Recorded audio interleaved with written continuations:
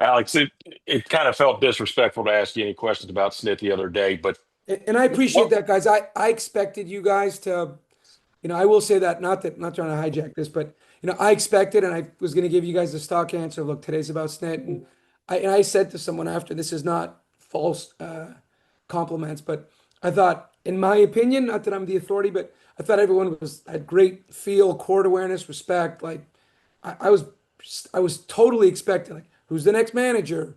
Snit, who do you think the next, like, all that kind of stuff in that moment. I thought everyone, I was like, wow, I just figured you would have had to, but I appreciate that. And I know today is about asking me whatever you want, but I thought that was total pro on the whole group. If, obviously the question is, was he pushed out or not? What would you have done if he had said, I want to stay? He would have been back. He would And have been back. that's why we were going to wait and, give him the time that he needed, So when he contacted me on Tuesday morning, and we knew we were going to talk at some point, like we always do. You get away, whether it's being eliminated from, it's the first time we hadn't been in the postseason and been eliminated or won the World Series. But he contacted me on Tuesday morning and said, "Hey, could we meet?" And of course, and we met, and he just told me, he's like, basically what he told you guys. And we just talked through it. And look, we had, he alluded to this obviously and talked about it, but we had this conversation 3 years earlier, and we didn't since, but we win the World Series in Top five receivers in college football are. Jesus. Hey, Buck, Zion. Okay. Uh, I know that voice. Um, so we had that conversation 3 years ago. Win the World Series in 21, win the 101 games, first time the franchise had won 100 games in over 20 years. And we approached him about an extension. And, Sneddy's, I'm here, I want to be here, all that stuff. But hey, how long do you want to keep doing this? What do you want to do? And just, the floor is yours, right? What was it? 18, 19, 20, 21, 22. Five divisions in a row at that time. A World Series title, a 100-win season coming off. Harris, Strider, Grissom just come up. Runway, everything looks great. Guys are signed. We signed a lot of those guys in 22. Like, and what are you thinking? And he said, I think 3 years is a good amount of time. I'll be 70 at that time. And he said, okay, well, what happens next? And obviously Bobby had the stroke. And, look, you're going to be part of this thing. And, he said, well, we talked about what Bobby did. And I asked him, I said, is Bobby, did he, before he had the stroke, did he like the job? He said, you know what? He had a ball. He loved it. He loved doing that job. So I was like, okay, obviously Bobby had been in that role, but things had changed since he had the stroke. Would you want to do that then? If you want to manage 3 more years, be 70, do you want to do that then? He said, yeah, great. So we talked about, basically you're brave for life. What do you want to do? And he basically said, let's do a 5-year deal. Take me to 75 and just kind of reevaluate at that point, but he's not going anywhere. So, we essentially entered into an 8-year contract at that time, right? It was we put it to paper, all that stuff. Now, did we announced the extension at the big league level? That 5-year deal that's his news. That's how he wants to handle it, all that kind of stuff, right? I alluded to this a little earlier. It's his career, and he handles things how he wants to. I respect it. He's the one who's got to deal with questions and friends and family and all that kind of stuff. And it's not my place to speak for him, And when he was ready, and look, as things start to change or whatever, yeah, that would have been a conversation. It's say, let me do it a year. I mean, I know we didn't have a great year this year, and we could talk about all the reasons and so on, but I mean, the level of success is incredible, and that's not to be arrogant about it, but obviously the Braves win 14 divisions in a row. Two guys that rightfully so are in the Hall of Fame. Yes, there's a World Series, but that's unbelievable streak in professional sports. And then after, from afar, I always viewed the Braves as very successful. I think a 12-year period after the 14, I think it was 3 postseasons in a row, 2 of them wild cards. I'm not exactly sure on that, but I think it was around there. And I thought that was successful. I never viewed the Braves as not competitive and not high end and high quality organization. Being in Toronto, being in LA, they just were always good. You never viewed them as anything but world class. And I don't think anyone felt like, oh, 3 postseasons in 12 years is awful. You have other clubs that weren't even 500 for over 10 years. And then you have this run of not only seven postseasons in a row, but six divisions, a World Series, a Manager of the Year, um, a lot of adversity in terms of roster and health and this and that. Um, you know, of course, we're all going to get criticized, players, front office, manager, but success has been great. So, look, he had thought about this a while ago, and a lot of the things he talked about. And then, that morning we talked a lot of things he talked about being in New York or his daughter, and that morning on Tuesday, he said a lot of those things to me, you know, and I said, and even I've been talking to him pretty much every day. And I always check in with him. How you feeling? What are you thinking? And he's like, I think it was a day ago. He said, or 2 days ago, he said, it's like the weight of the world has been lifted off my shoulders, And that's not to say he didn't love every minute of it, wasn't competitive, and wasn't trying to win. And I hate speaking for him, so I'm not. I'm just reiterating what was told to me.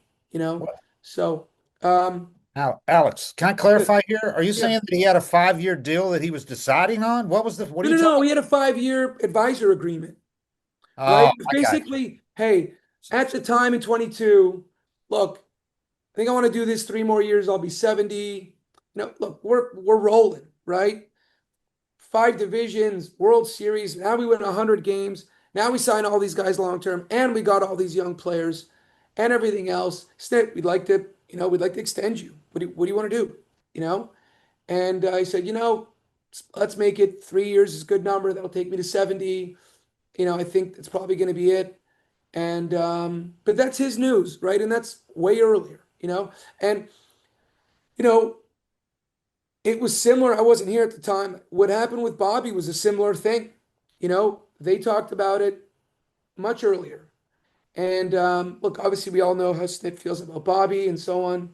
And he's not saying he's going to end up in the National Baseball Hall of Fame. Certainly Braves, clearly, but it's a very similar path. It's a very similar career path for this organization.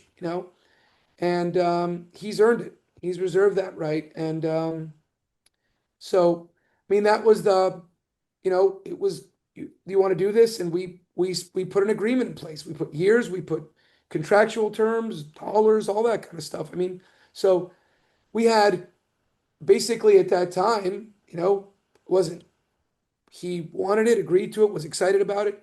What was a 8-year working relationship with the Atlanta Braves contractually, 3 of those which were going to be to manage, 5 of them contractually, which would take him to 75, would be to be a senior advisor and so on. So, but again, that was his news to break or talk about whenever he wanted to.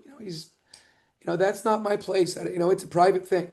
And if things evolve or feelings change or whatever, and look, if he had felt differently, if a year into those 3 years he said, "Oh, I changed my mind and I don't only want to do it 2 years instead of 3," we would have adjusted. So if he had said, "Hey, I want to go 1 more year," we would have just added the 5 years to 27. Instead of starting, he has a 26th. So he always had something in place for 26 to 30. But it's not set in stone. We can have a conversation and change it. Maybe we bump it. Oh, you want to do another year? We'll bump it to 27 to 31. So, and that's why when I did my media, I'm like, this is always an organic conversation. It's never been, God, we need to know. There's going to be a deadline, all this kind of stuff. He's going to take the time that he needs. I think he told you guys that too. I'm going to decompress and so on. And he said, I know I'm ready for this. This is the right call. That's why I've been checking on him each day, just talking about, we didn't get a chance to actually talk about the roster, staffing, all that stuff. And I wanted, obviously it happened pretty quickly. He tells me on Tuesday. We have the press conference on Wednesday.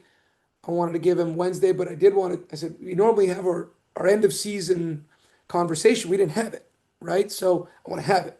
So we talked about everything, and I'm going to continue to talk about him in this role too. I mean, I didn't know Bobby when I got here, but I remember the offseason of 17. I got the job middle of November, but I think we had the tender deadline, and I asked Bobby to come in to my office because I want to get his opinion. I didn't know the roster. I could look at them on paper and look at the reports and watch video, but I wanted to go through who the potential non-tenders were and who would he keep.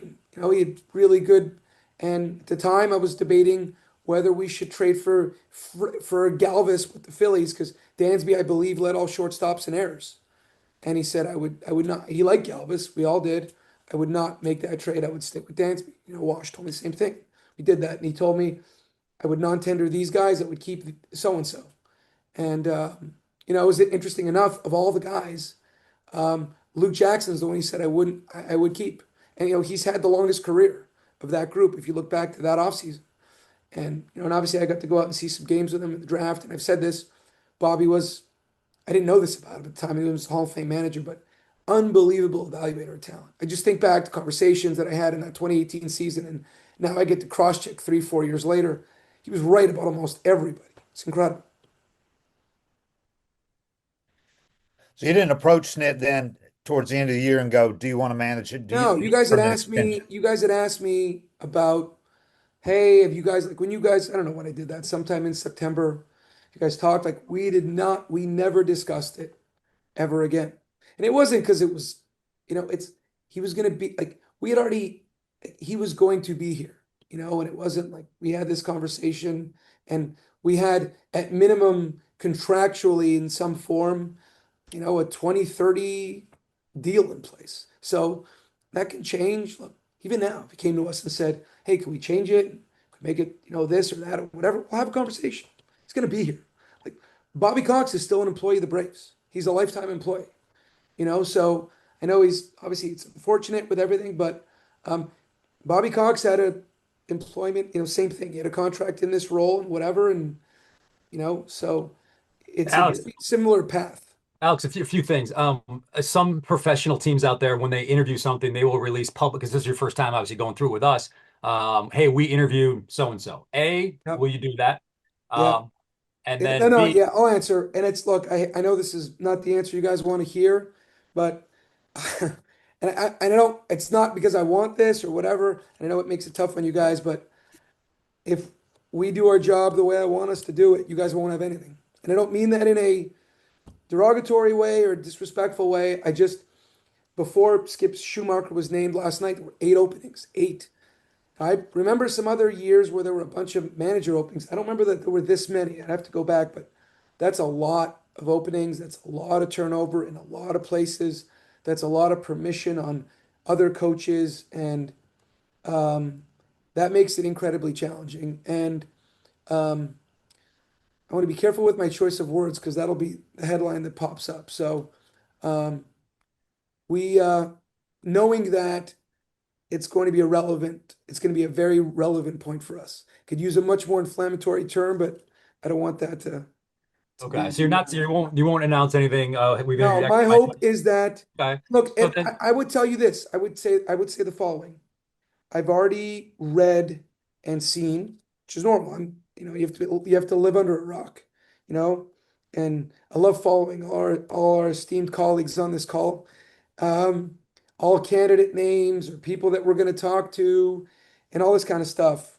And not to be disrespectful, but it's all wrong. That's no one's fault. No one's saying they have this as a source. We do not currently have a list. We have not reached out to, I will tell you, this will be the last piece. I want to give you guys something. So as I sit here today now, I might get off this call in 5 minutes and have a candidate in 20 and have a list in a day. But my focus, because this happened so quickly with Snit, Tuesday conversation, Wednesday press conference, I wanted to get some things done internally. We have expiring contracts, we have employees. Your manager's not coming back. That creates a lot of uncertainty for staff. And my goal, and it was really a race to get to Friday in my mind, to communicate with people internally. And that was my sole focus. Not a minute spent on managers or any of that kind of stuff, because it's not fair to the people that are currently Atlanta Braves employees that need to know what's going on, I feel, and need to be communicated with. And I wasn't going to call them on Wednesday morning or Tuesday night when Snit, obviously informed us on Tuesday and say, hey, I'm calling you, but I don't have anything to call you about. So I wanted to at least get my thoughts together, get some direction, and communicate with them. And I was able to do that by end of day last night. And now we're doing this, which obviously needed to get that done. And once that ends, I will now turn my attention to the manager, to creating a list, to having candidates, So anybody speculating, which I get it, like some of these names might become candidates, but we have not spoken to anybody, reached out to anybody, have any type of current list. That is a fact. Okay, so And there's a quick follow-up. Then I just what's the pull, Alex, between following the Bobby Snit tree with somebody you currently have on the roster and then going outside the Braves organization? um, so you know, they. I mean, look, we're gonna look. Just hold on a second. Sorry about that. Just my phone turned off. Who's added to the list? Someone just added to the list. Yeah. So he, Bobby and Snyder, obviously the success is great, and obviously that speaks for itself, you know, and you know they're their own individuals, they're their own people. So as much as Bobby and Snyder had a relationship and so on, they're different. They're different individuals at the same time. So I'm trying not to give a generic answer, but you're looking for the best candidate. Clearly, I mean that speaks for itself. So you know, at the end of the day, I mean, I'd love to be able to have even close to the success that both of those guys have had. Success speaks for itself. So, how it's going to end up, how it's going to look, candidates are different, who's available at this time of year, in certain years, and so on. We'll go through all that. Alex, Alex, are you is there saying? a Go ahead. date is there a date you would like to have somebody in place by, or any type of time frame? Yeah, I mean, I've thought about that too, and of course, as soon as possible with so many openings, but you just can't rush it or force it. And it's a big decision, right? It's a big hire, so you'd love to do it sooner than later, but every team that's going through this would tell you the same thing.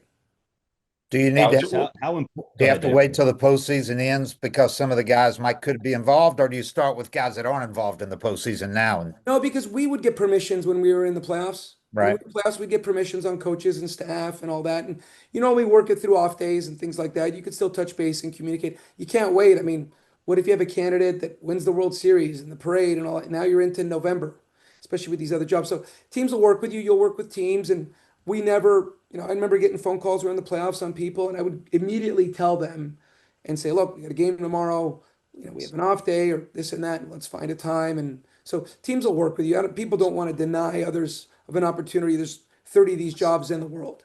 What did you tell Alex, your coaches, since you can't tell them anything until you have a new manager, right? Exactly. And that's Clear out pretty the much entire it. staff. I told them, I got to them. I finally got to them yesterday. And obviously Snit had called them and told them I'd get with them no later than Friday. So I wanted, and basically they said our goal is to get a manager in place as soon as we can. And then ultimately the rest will follow from there. So obviously we can stay in touch and so on. And, it's tough for everybody when it comes to that, but we're sensitive to that. I'd like to move as fast as we can, but can't force anything. Alex, the Alex, what were Braves you saying? culture is obviously a big deal and something that you've harped on a lot, and something that Snit mentioned too. How important is it for you? How do you evaluate that when looking at a manager that's either been a coach or a player who's looking to be a manager? I mean, it's all part of it, right? You look at so we said there was, I guess there's, so the 23 right now, the backgrounds are so different, right? So you look at who's won a World Series, all these different managers. So there's no set formula, right? You'd have it in the past, people say you'd want someone who caught, but then you have other people that did, various roles on staffs and so on. So some didn't have any experience, some did. I mean, there's so many examples, even in the postseason now. Some were coaches, some didn't, some came off the field playing. Some worked in front office roles and also coached and played. So I just don't think you can limit yourself. And as you're going along, it's the individual, right? So on paper, you can look great. Maybe that doesn't mean you're a great candidate. When I went through this in the past, there was people that on paper, wow, they look great, and then you went through the process and you didn't come away feeling the same way. But wow, on paper, look, we could say that about any job interview. Wow, this person's experience and everything looks phenomenal, and for whatever reason it might be, you don't think it's a great experience. Alex, you said, I want to clarify, you said what you've seen is wrong from people putting names out there No, about. what I'm saying is I've just seen speculation in terms of people are already jumping the gun on. I'm seeing all these names. I'm getting texts oh, I saw this name, I saw that name. So I haven't read it. Like I was talking to someone last night, and I've been so busy with everything. I haven't been in touch with media and everything else. So people have told me, oh, there's all these names and this and that. And I'm like, we haven't even started that process. I have not even touched candidates, names, any of that kind of stuff. We haven't called anybody. We haven't reached out to anybody. We haven't done any of that kind of stuff. So I guess if to clarify that, I don't know what these articles have said. I just have a lot of people, friends, saying, "Oh, I saw so and so is going to be a candidate or so and so." Like there are no candidates yet because we haven't started that process. I was so focused on making sure we handled our internal staff, getting this part done, and then turning my attention to You, this. So you know that how that that's what I works. yeah. So It's just speculation. You know how okay, no, that I works. get it. I hadn't read it, so I The apologize. If it obvious came across- guys. Yeah. I apologize if it came. I guess the way people have been delivering things to me is that, oh man, I'm seeing all these names, and is it true? And maybe people are misunderstanding what's written. Oh, is it true that some friends, this person and that person? I'm like, we haven't even created a list yet, Right. So and look, we obviously will sooner than later. But it made no sense to me to even dig into that until we got to our employees, internally with some type of communication and get that done as quickly as we can. And look, every day is really valuable right now. So that's a big part of this. Will you be texting us that list? Uh, probably Just tweet. put it on Braves I'll comms or probably tweet something. it out, Braves.com, or when we do Behind the Braves, maybe do the YouTube channel. Okay. Behind the Braves, the ratings would be really good, probably. You just So work off of our list, Alex. All our speculation lists. Just put them together, and you you got your guys list. could send me. again. You can No, send me your pref list. Yeah. we know that you're going to hire somebody we've never even thought of before. That's my Right. Not guess. necessarily. Not necessarily. Look, this isn't look, it's one thing if you're talking about trades and signings, there's 30, there's 26 guys on a roster, right? So the pool of candidates, I don't think it's 26 times 29 teams of candidates. I would be surprised if the candidate pool is that big. The world of big league players is significantly greater, which is probably easier to surprise. Are you Knowing open, that, Alex? Are you open or wide open as far as thinking outside the box, conventional, everything? Yeah, I haven't. I'm starting to give it some, once we got through last night, really, and it took me till the end of the day to finally get with everybody, with our staff, literally till the end of the day to finally get to the last individual. You start to think about it a little bit, but yeah, I don't have any set, but I'm going to start giving that thought now. What are the really important? Look, there's the obvious things that everyone would tell you on any manager, any coach, any employee, but, um, you know, but you can't create a candidate, right? You can't.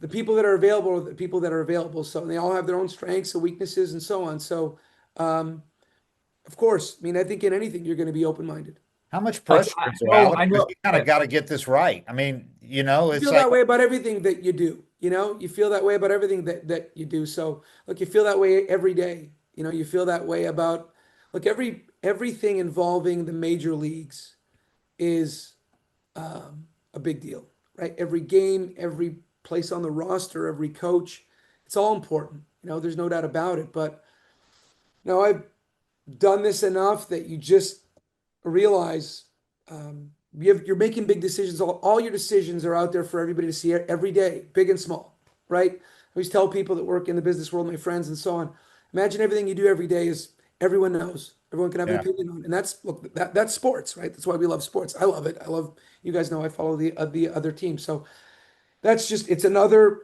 aspect of the decision. You make a big trade, you make a big signing. Those are equally as important, right? Those are big decisions. Alex, I know you don't have a list, but I find it hard to believe that you knew Snit was going to be at the end of a contract and you're not thinking in your head about guys you could see managing this team, right? I mean, you have Yeah, to but you know in don't your know head. people. I guess I'd say this, like, Well, but you evaluate players throughout the season. Hey, what could they look like free agency? Or are you looking at other teams, bench coaches, no, because through you know that what lens? I felt like one, you know, I didn't know how Snit was going to feel about things or when we had a conversation and so on, and whenever that was going to be. And, from my standpoint, um, we were going to have time regardless. And look, things change, people get hired and so on. So, um, I wasn't going to devote all kinds of time to that, knowing that, what if he was back? And there was going to be a time and place for that. And when he talked about being in the battle and being competitive and so on, you're locked in on the season. You're locked in on the season, and you have time for those things. And I think it's radio interviews and some point, trade deadline or interviews, and things change, right? Things change in terms of how things are going, this and that. And so to me, you're better off to let the body of work, let the dust settle, get to the off season, and not be in the day to day, not be emotional about things and so on, and just do your work at this time. So I mean, you can think about all kinds, but to me, it wasn't a productive thing. So it's just not. And I understood. I got the questions. Nick got the questions. I understood there was speculation and so on, and people would try to ask. I'm like, we have our manager right now. It's not even. I didn't think it was fair to even go down that path. Hey, Alex, you may have already kind of answered this insofar as you're about to get started on this, but how important from a timing aspect is it to get someone in place before you start making whatever off-season moves and things that you're doing there, as far as player personnel is Yeah, concerned? you have to do the player stuff regardless, right? Because I can't move the calendar, right? So if we get to whenever the last out of the World Series comes and free agency starts, and we haven't hired anybody, I can't put it on hold, right? So you've got to follow the baseball calendar the same way with our own players. If we're going to extend them or sign a pending free agent, we have to make decisions. We have a bunch of roster decisions we're going to have to make and so on. So that you're going to have to do that job regardless. You like having the input of a manager and so on and put it together, but you have to just do the job and just to adjust when things come. Hey, Alex, two things. One, I'm in hour number 63 of my first water fast of the off season. Yes. So Nice. thank you for the You look good. inspiration. You're blowing. I'm coming for you. There you go. But the other thing, so I want to make sure I got the timeline right. So it was John Farrell and John Gibbons, right? Those were your Yeah. two hires. Yeah. What, if anything, did you maybe learn from that process from, how an interview eventually plays out on the field, right? The interview is one thing. What happens when the guy gets in the clubhouse and the dugout? And then obviously not specifics, but did you learn anything from guys maybe that you didn't like that you then see go on and actually have some pretty good success? Yeah. So I'd say this. I learned a ton. And I would say interviews are important, very important. But I would say the background work is much, much, much, much, at as many of those as you can, more important. And we're not hiring someone to work in the front office. We're not hiring, you think of a setting when you're doing an interview, right? Whoever you're interviewing with, what the setting is, it's not the clubhouse. It's not 26 players. It's just not, I don't know that that's the best environment to evaluate someone. So I think the background work that's going to take the most time, and that's going to be critically important. And that will tell us, I believe, more about the candidates. Now, you will absolutely still talk to them and go through that process and everything else. But if you're looking at how you're going to weight things, the background work will be significantly more important for me than however long, how many layers or rounds of interviews that we have. And the trends that we're seeing in the game as far as kind of front office influence and what happens in the dugout, is that a conversation that maybe has to come up? Is there going to be more of that going forward with the Braves? It seemed like Snit had autonomy and previously, or is there a change coming with the organization where there's more I influence? think that's just a stylistic thing. Everyone has a different, GMs have their own style, managers have their own style. So, I've told you guys this before. It's just, and there's no right and wrong way to do this, right? And you have to be yourself. And my style has always been the manager has the lineup card. Snit might call me and say, I'm chewing on this, I'm debating this. What do you think? But he's going to ask Walt Weiss, or he's going to ask the hitting guys or whoever, the same thing. He's collecting opinions like I would when I'm trying to make a decision. He's soliciting opinions. And the reason, just with things like that, for example, I've always said this. If a player has an issue with how he's being used, his playing time, where he's hitting in the order, I've said this many times. The last thing I would ever want was he goes and knocks on Snit's door. Snit says, "Don't talk to me. I didn't make that decision. Go upstairs." Well, what do I need him for? Police in the clubhouse. I've done him a great disservice. So if I ever had an agent call me or this and that, I said, player has an issue, don't call me. The manager's door is always easy guy to talk to, easy guy to approach. But you want to pitch the 8th inning, you want to hit higher in the order, you don't want to be pinch hit for or platoon. That's why he's there. And that gives him the ability, in my view, to do his job. If you're gonna hold people accountable, and I can't speak for Terry McGurk, but again, within reason, of course, I can't say I'm gonna spend 5x our payroll and not let anybody know. But you know, you can hold people accountable if you're giving them the autonomy to do their jobs. And, that to me is just the way to do things. You can chime in, you can have opinions, you can debate things, and, we'll talk about things. I'll go to him sometimes with trades or ideas or, hey, we're going to send so-and-so down. What do you want to do? And I tell him, well, if you're not going to use so-and-so, I might think we should keep so-and-so and send down this player. But if he doesn't have the confidence and he likes the other player, then we're going to go the direction he wants to go. So this is a partnership. There's a give and take. That shouldn't change. I think that's just a stylistic thing. And look, Snit had his own way of doing things. He would call me. I didn't ask him, hey, if you're considering doing something, I need you to call. Never, ever. He just did it on his own. He let me know, hey, Sandy Leon's going to catch Sale tomorrow. Like, hey, great. You didn't need to do that. He just chose to do that just organically in conversation, or, hey, I'm going to give so-and-so a day off. Or I never asked for that. That's his style.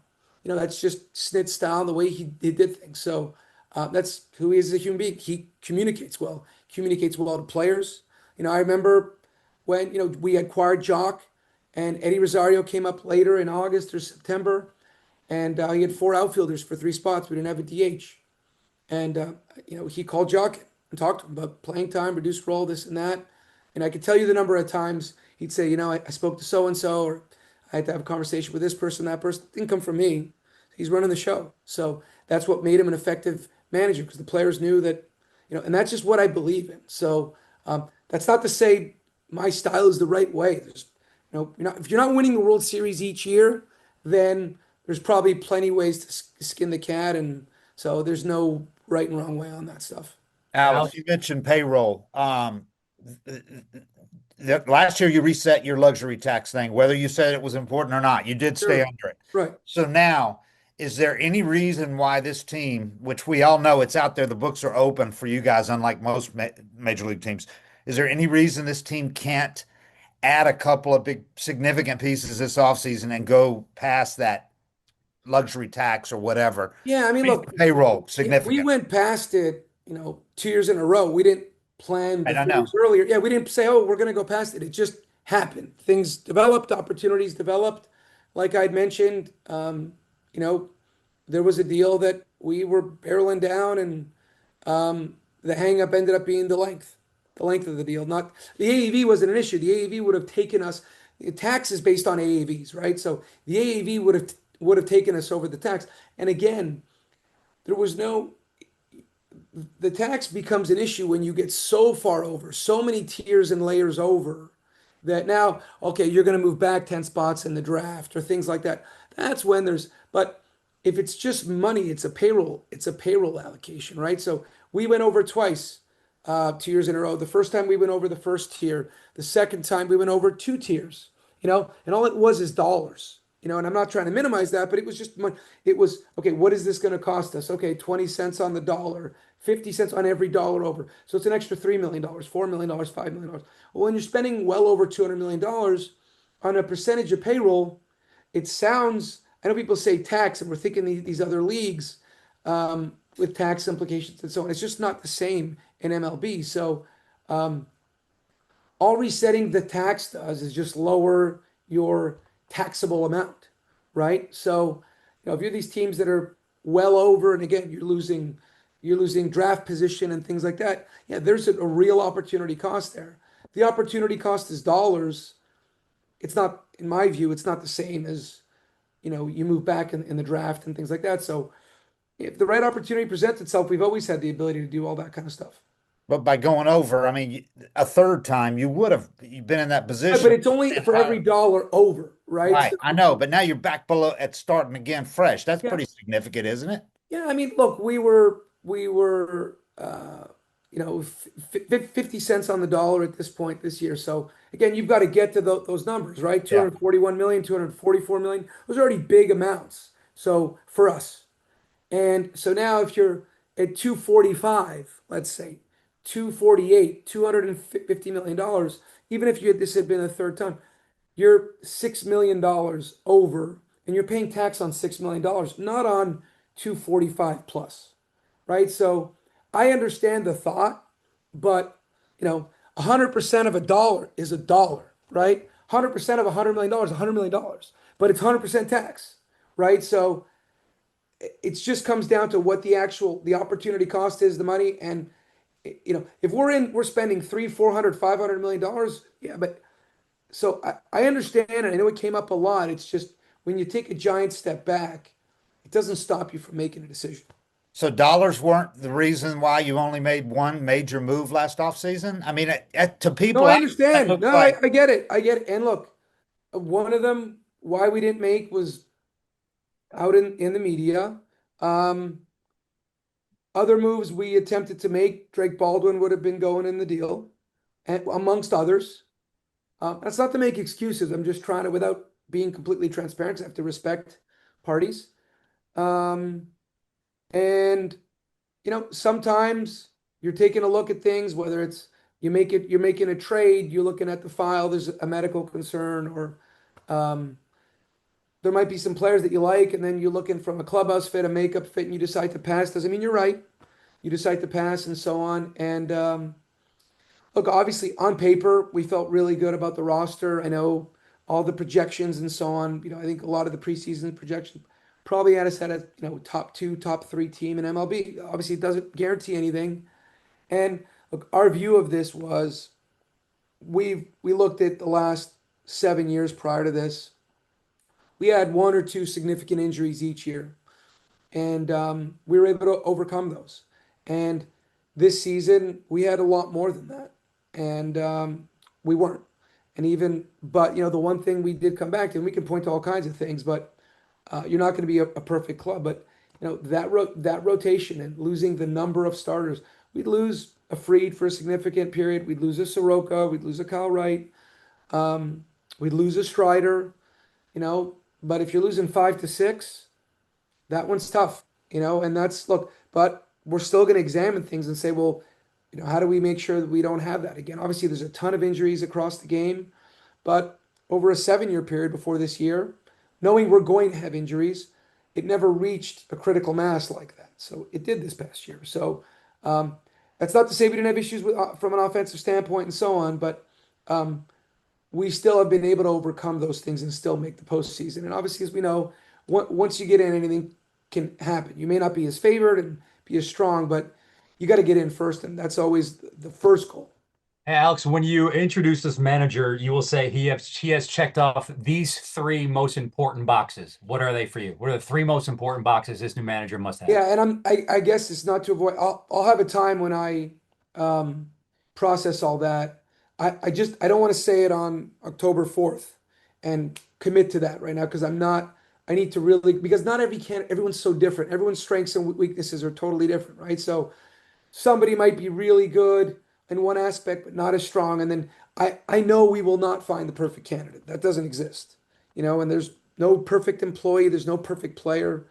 So you want to try to get as many aspects correct. And look, and if it's, a lot of times you won't know until you work with them, right? So in that role, so it's very different. You can have, until you actually go through it, the season with them and so on, you find out something. So you're trying to do as much background as you can. You're only going to get so much in the interview because I can't simulate the season and the clubhouse and the pressures and the emotions and the day-to-day and everything that comes with that. You do your best.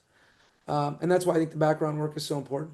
And Hey, Sean, Alex, are you If I can follow up saying to that, can I ask about the experience quotient of the perfect candidate type thing? We've seen Snit obviously with his wealth of experience, but we've also seen players fresh from their playing career have immediate success as a manager, like Craig Counsell comes to mind. Do you? Yeah, he was in the front office. I don't know Craig at all, but he's obviously was longtime player, won, had worked in the front office and then transitioned to manage with great success. So experience isn't a bad thing. It's great, but someone's got to get a shot at some point, right? So experience happens because someone gave you the opportunity, right? So Snit had a ton of experience at the minor league level. He had a ton of experience as a big league coach.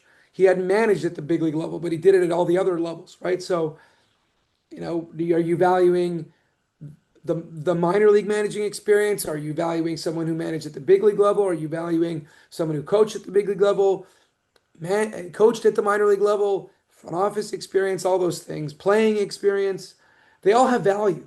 So you want to study every World Series in the history of the game. There's no formula, right? No one's been ever approved to say if you have these criteria, these you're guaranteed to win a World Series and be great. And look, I can give Hall of Fame example. Jim Leland, I can't tell you how much every manager I've been around is so effusive in their praise of Jim Leland. Arguably one of the best managers that ever managed. But you're going to have down seasons, right? And you still need the GM and the front office to do their job and give you a roster. So you can't do it alone. Same thing. And look, Snit talked about it as well. I know a lot of successful managers have said, look, you need good players too. And of course, so I always take personal responsibility in giving these guys, as good a roster as we can. And sometimes I tell Snit, I wish I would have done better, giving you this or that or whatever it was. He was doing his best. He never complained.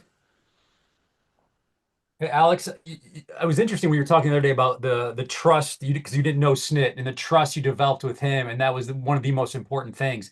Does that experience allow you to hire somebody that you have no previous relationship with, knowing that there's proof in the pudding that it's worked out when you didn't know somebody? Yeah, I think it comes down to character, right? And you can do your homework and get a pretty good feel. And you could sit down with someone, and if you think you're that good that in however many hours or rounds, oh, I know this person. I mean, okay, maybe somebody can do that, but probably not the best process. If someone's been in baseball for a while and all kinds of roles and capacities, you do enough background work, you'll probably get it right. And I would say trust. The word that would link to that is, people would say character, but I would say integrity is the word that comes to mind. And Snit's integrity is off the charts. It's just at all levels, at all times, no matter who he's dealing with, and anyone that works with that guy would feel the same way. There's no doubt in my mind. So I said this, I didn't know him, I knew nothing about him. We were brought together. We're going to work. I had a very open mind, and it wasn't a tough decision, to keep working with him, and because it is a partnership, right? And you're working together all the time. There's tough decisions, and you may not always agree on things, and you got to work through things, and there's a give and take. There's times Snit felt strong, and I'm going with you. There's times I felt strongly, he's going with me, so those relationships are critically important. But for me to sit there and say, I'm going to interview you and know I'm going to have that answer. And how do you handle now being in that chair with the pressures of that? So I was an assistant GM for a long time. It's so different being a GM. You're right close to it. You're involved in every decision. You've seen everything. You've experienced being around it. But until you just have that, I'm sure, Snit would say the same thing. It's just totally different. And I even talked to, some of our staff that, our GMs for the first time, our former staff and our friends. And there's a different understanding of things, and you don't know until you live it, you experience it. Integrity and character, is it safe to say those are at the very top of your list when you're looking It should be for any employee. To me, any employee. If you have someone with great intellect, great energy, but lacking in integrity and character, you're not getting off the ground. So I would say integrity is a must. But I'd say that about any employee in any Right. job in the world. So, and I think any employer would agree with that. I mean, we talk about this. I talk about Warren Buffett a lot, but that's one thing he talks about that exact thing. Said in integrity, intellect, and energy. And he goes, if you don't have the first one, the integrity piece, you have a clever, fast-moving thief. he nailed it. It's absolutely right. And there's times where you can not pay attention to the integrity piece. This person is brilliant and they're energetic, have all these things, but the character's a little questionable, and the integrity's a little questionable. As much as those other traits are so appealing, um, in my opinion, I mean, obviously you got one of the most successful people in business in the world talking about that. You stop right there. You guys are obviously welcome to ask what you would like, but 50 minutes into this thing, does anybody have anything on the season that was or the season that will be? Yeah. Jared Kelnick, was Jared Kelnick a mistake, Alex? I know it's 2020. Look, it didn't work out. Yeah. But not for lack of, but look, that's part of all these jobs. I mean, look, I can tell you, I don't know, this is what, 8 years, 14 seasons. I'd love to bat 1,000. I would. I'm sure every player would. But it's not going to stop you from, we had a board member in Toronto that, when I was young, he'd always say, keep swinging, kid.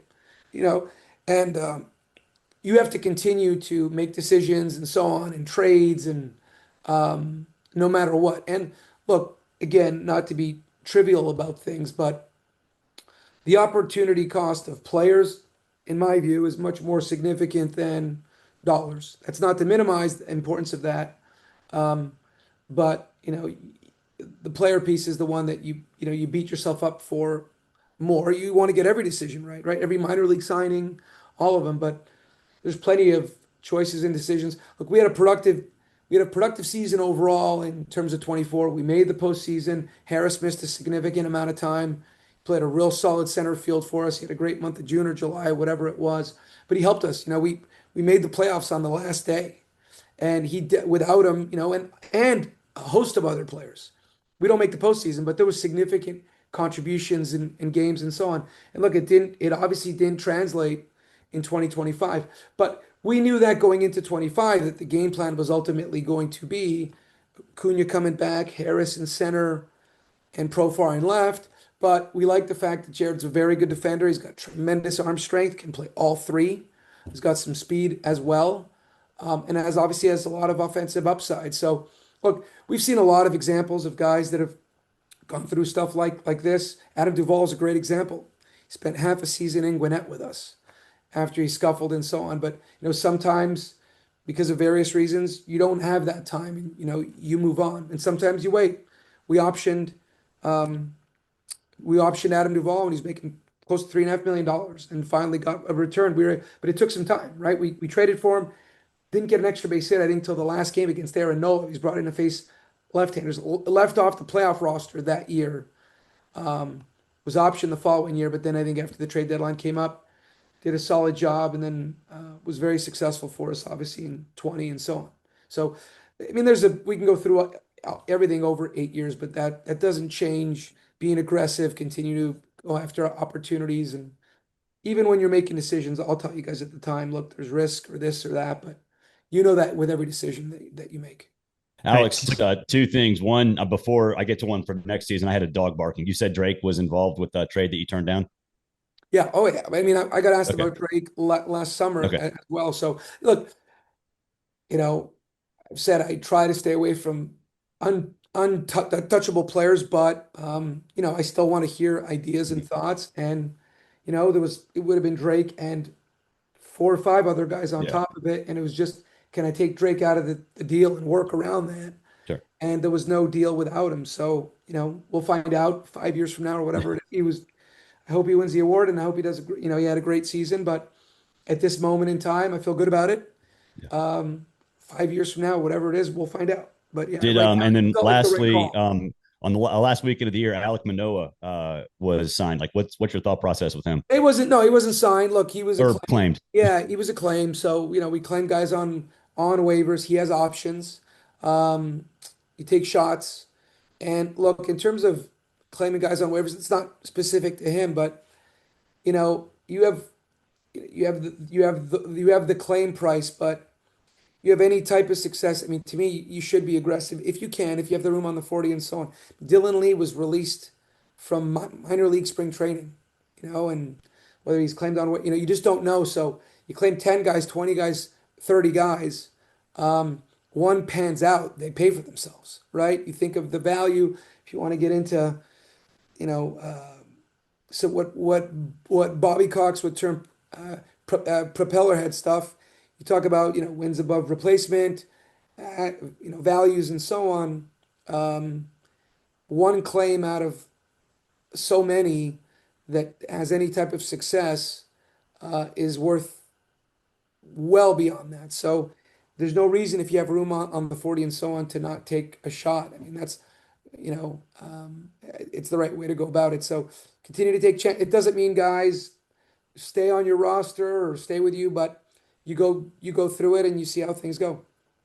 Hey, Alex, What- from the pitching standpoint and the injuries that you did have and the expectation that these guys are going to get healthy and come back next year and hopefully contribute again, does that make it more difficult to go out in the winter and try to add to rotation? I know you got some flexibility with Ronaldo and Holmes, who've both had some experience in the bullpen, but kind of how do you look at trying to, I guess, thread that needle of wanting to fortify or perhaps add to the rotation, but knowing that you do have a lot of quantity and a lot of quality if all these guys are healthy?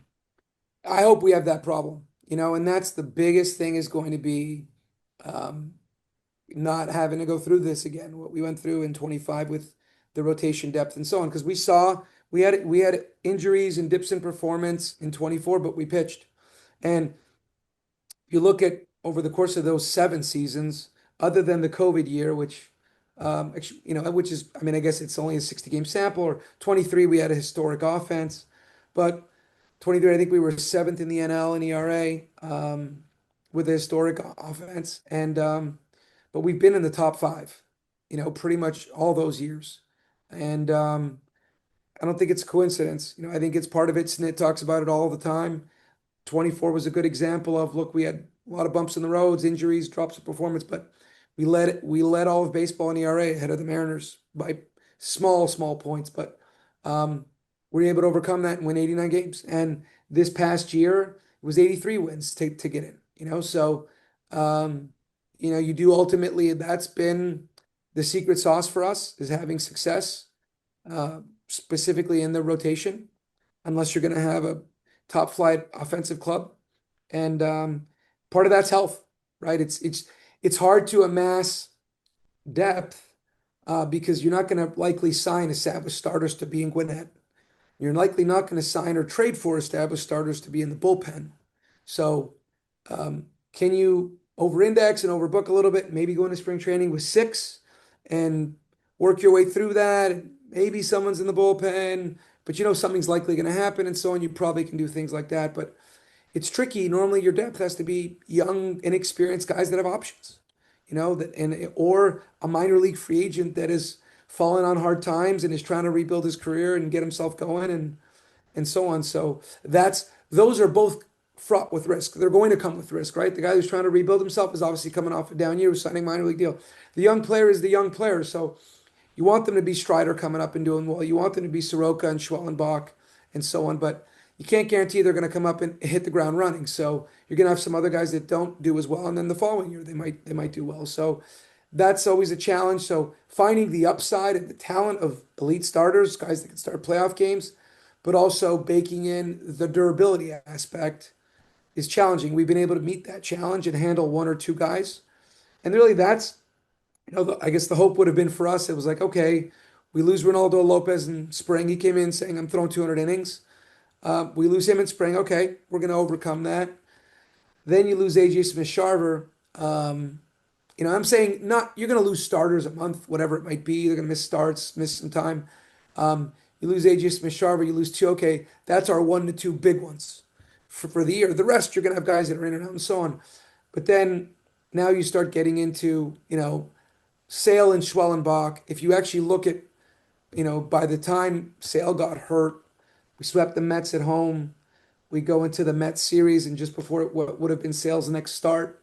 If you look at where we were in terms of expected wins, run differential, things like that, 3rd week of June, somewhere in there, June 21, 2, 3, 4, right around there.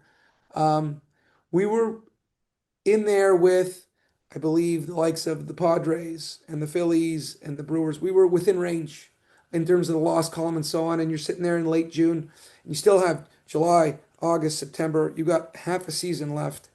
And we saw it this past year with teams that played well. There's a lot of baseball left, and you stay close. As we have in years past, you're adding at that point at the trade deadline. I don't know who, I don't know at what cost, but you're adding. And who knows what you do in August and September at that point. Doesn't mean you're guaranteed to make the playoffs, but I do believe you are playing meaningful games at minimum. And you're playing meaningful games in September. But you have Sale, then you have Schwellenbach, and then obviously Holmes soon after that. It's just those were just too many to overcome. So it's not excuses. It happened. It's our job to make sure it won't. Obviously, those guys didn't want to get hurt. For a 7-year period, we never had this many with the same staff, for the most part. And that's going to be a lot of our conversations this winter. Alex, two unrelated questions. One, do you have any sense of what will happen with Hassan Kim? And then two, you mentioned all the openings with managers. Does that kind of compel you to force your hand a little bit of maybe we have to move a little quicker than we would like otherwise? Yeah, I mean, look, we'd wanna get that done as soon as we could, regardless. Just there's advantages because we have a lot to do, right? You're putting together manager, staff. The off season in terms of players starts after the World Series. There's minor league free agents that you might be involved with now, but you're not making trades or there's no free agency until you get to the last out of the World Series. So we know that that's normally early November. So we know we've got this period. We've got the month of October. But once you get into November, things start to move. In terms of potential free agents, because Kim right now is under contract, right? So he's got a player option, an opt out. I mean, however you want to term it. And we'll see. He's got a decision to make. So that'll be soon after the World Series. But that all times. I mean, those things are set up through collective bargaining. They're set up to at all times where you're starting your off season, right? So we'll know at that time, where what his status is, and we'll address that and deal with it. He did a great job for us. He was a great fit in the clubhouse, great teammate. We were really pleased. It was great to get to know him, and we hope he's here. Alex, if you see a list of us saying what you need this winter, and obviously Kim's situation is going to influence what's at top. And let's just say he enters free agency, and we start off and we say shortstop, starting pitching, bullpen, and a right-handed hitting outfielder.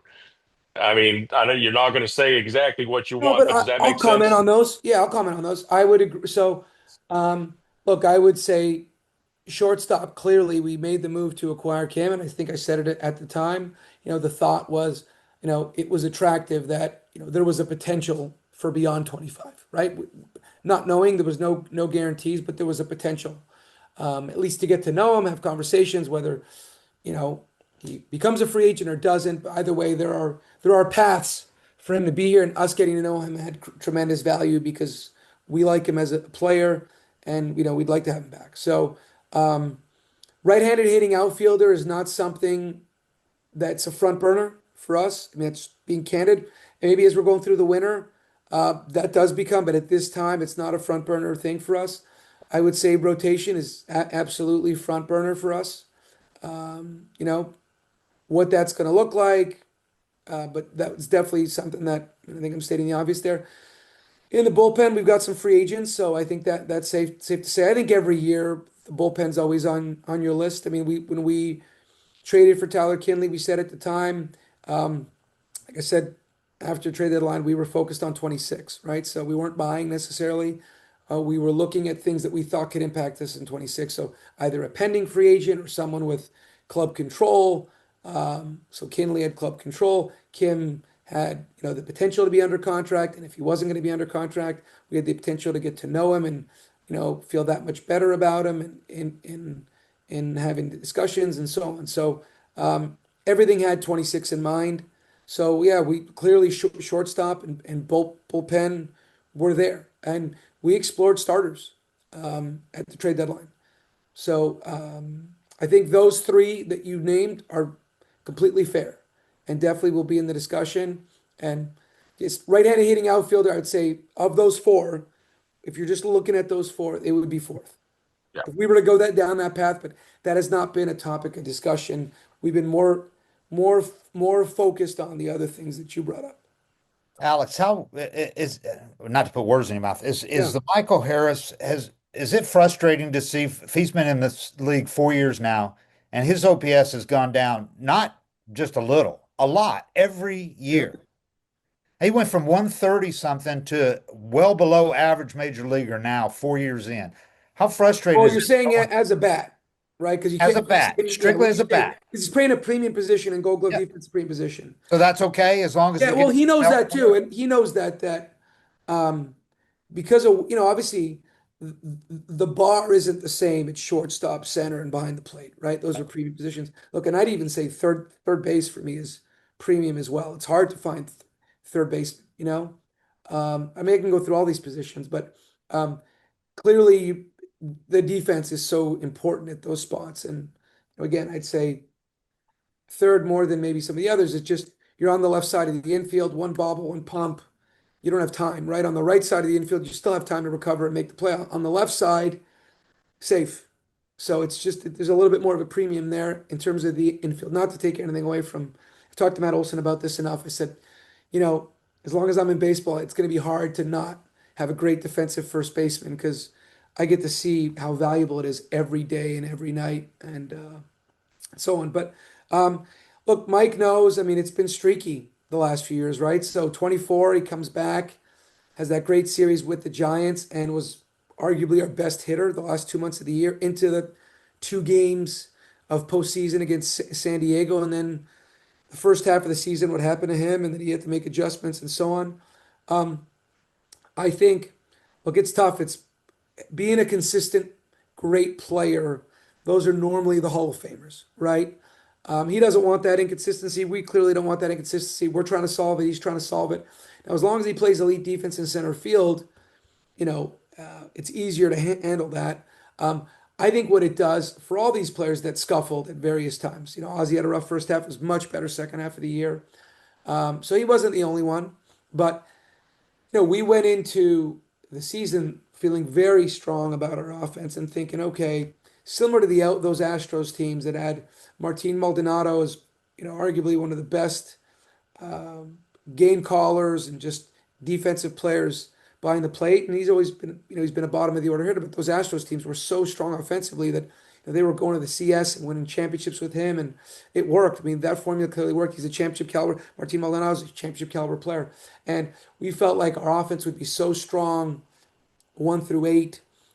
Nick Allen, knowing his track record offensively and so on, the glove which we saw was so strong and so good. Now the issue is if those other 8 aren't performing the way you hoped or expected, or struggling or have injuries and so on, it puts that much more pressure on the lineup. So I think what it reaffirmed to us is, to the best of our abilities, is to try to stack that lineup 1 through 9.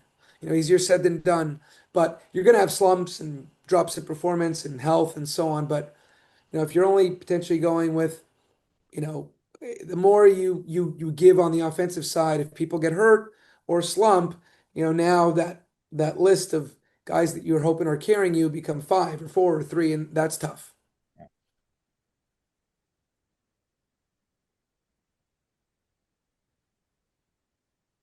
I just got a quick housekeeping thing. Yeah. Just real quick, just about your process. Did you Zoom the candidates, then you meet them in person? And what's like your circle of trust, knowing at the end of the day the call is yours, but you can maybe walk me through the process. Yeah, so it depends, right?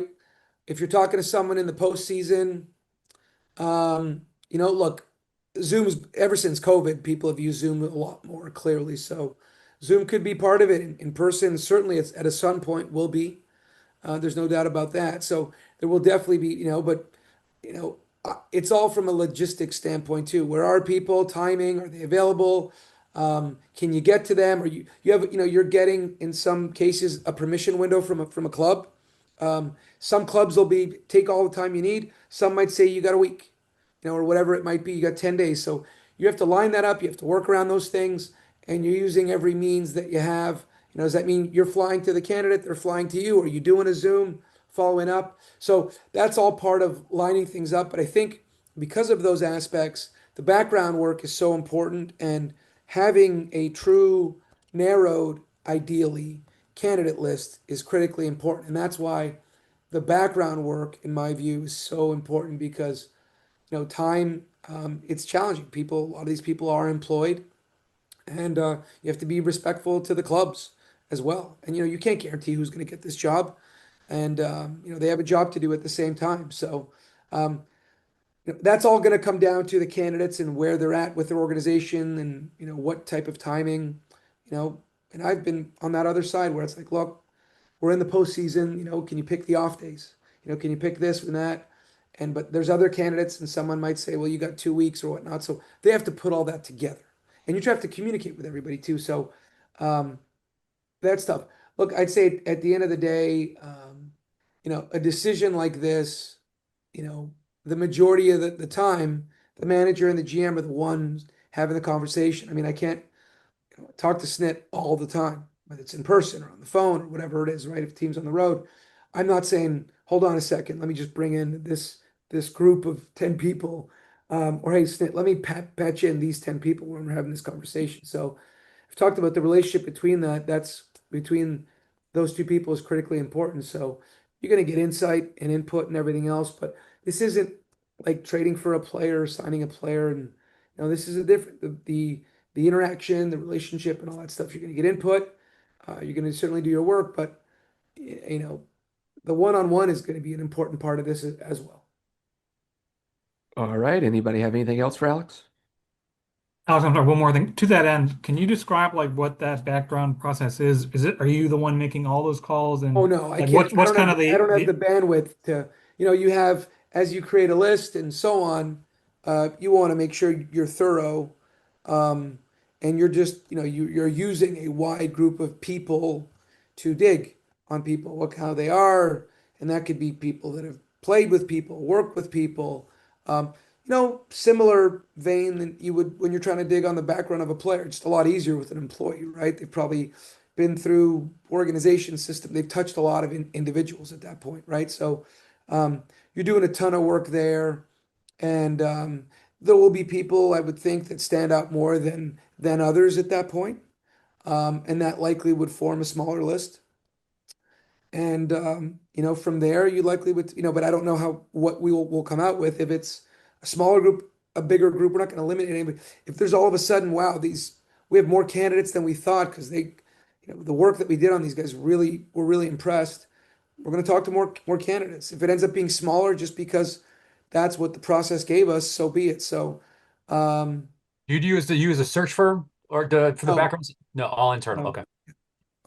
yeah. So, but we'll see how that goes. But obviously, it's very time consuming, and you're using a lot of people organizationally, and we'll be telling everyone we use organizationally that please don't say anything. So when you guys are sending texts and calling, hey, we hearing anything?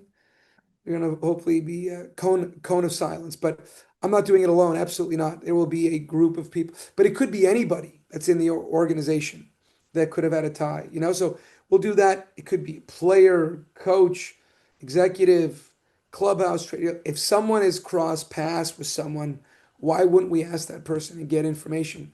In asking, remind them that it's critically important to keep it quiet. All right. Anything else? No. Put the interviews on Twitch.